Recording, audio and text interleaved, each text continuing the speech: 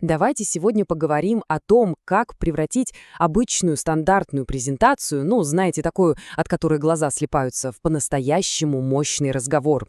Как от простой продажи перейти к партнерству, где вас ценят за умные мысли.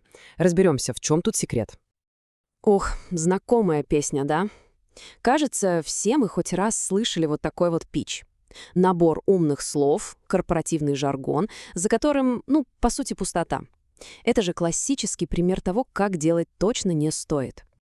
И вот тут-то и возникает главный вопрос. А почему, собственно, эти сложные и навороченные речи так плохо работают? Почему от них хочется скорее зевнуть, чем достать кошелек? Ответ на самом деле довольно простой и элегантный. А все дело в том, что нужно полностью поменять подход. Самые успешные питчи не пытаются что-то навязать или, простите, впарить. Нет, их главная задача — научить, рассказать клиенту что-то новое и действительно важное о его же собственном бизнесе. Вот в этом и заключается вся концепция обучающего питча. В его центре не продукт и не услуга, а мощная, неожиданная идея — инсайт. Такое знание, которое заставляет клиента посмотреть на свои же проблемы под совершенно другим углом. Окей, звучит круто.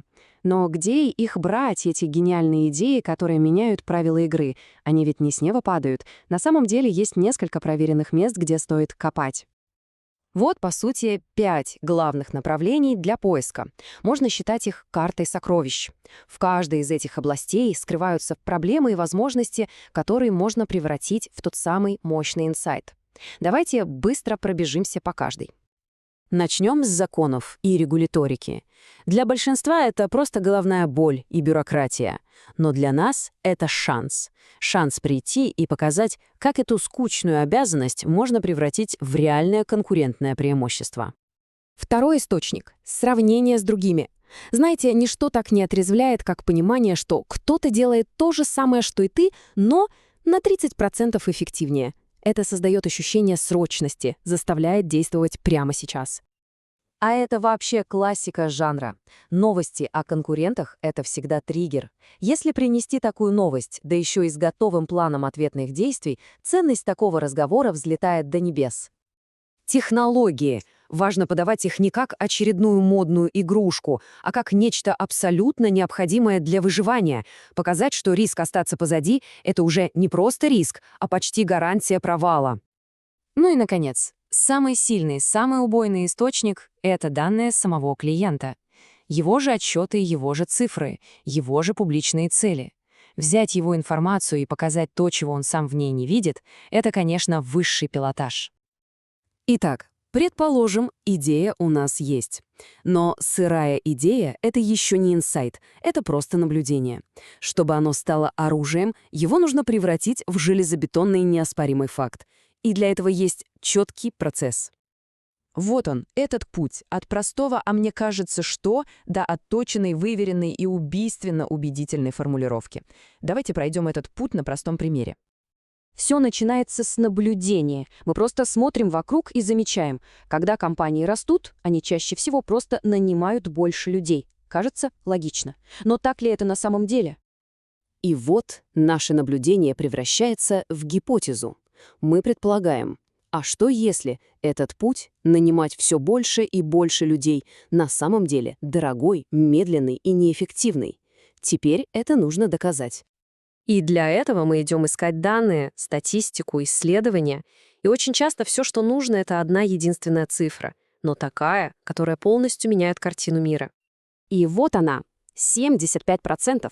Теперь это не наше мнение. Это факт. Оказывается, 3 из 4 компаний, которые просто раздувают штат, в долгосрочной перспективе вредят сами себе. Убедительно? Более чем. Но даже сухие цифры — это не всегда предел.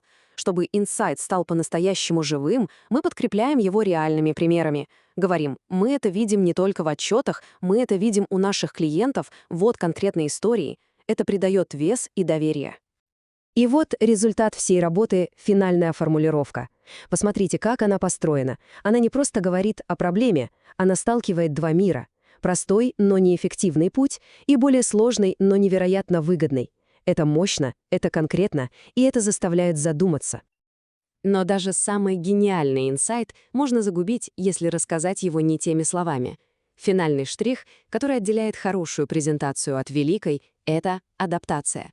Нужно говорить с каждым человеком на его языке. Просто посмотрите на эту таблицу. Идея-то одна и та же — автоматизация. Но как по-разному она звучит. Финансовый директор хочет слышать про ROI и окупаемость. Технического волнует API и безопасность, а операционного, чтобы все прошло быстро и без сбоев. Одно ядро, но 3 совершенно разных обертки. И вот к чему мы в итоге приходим. Когда разговор строится вот так, не вокруг продукта, а вокруг ценной идеи, меняется сама суть отношений. Вы больше не продавец, который пытается что-то навязать. Вы ценный партнер, к чьему мнению прислушиваются. Так что в конце я оставлю один единственный вопрос, который стоит задать себе перед следующей встречей. Что есть такого, чего клиент не знает о собственном бизнесе, но что ему жизненно необходимо узнать? Найдите ответ на этот вопрос, и это изменит абсолютно все.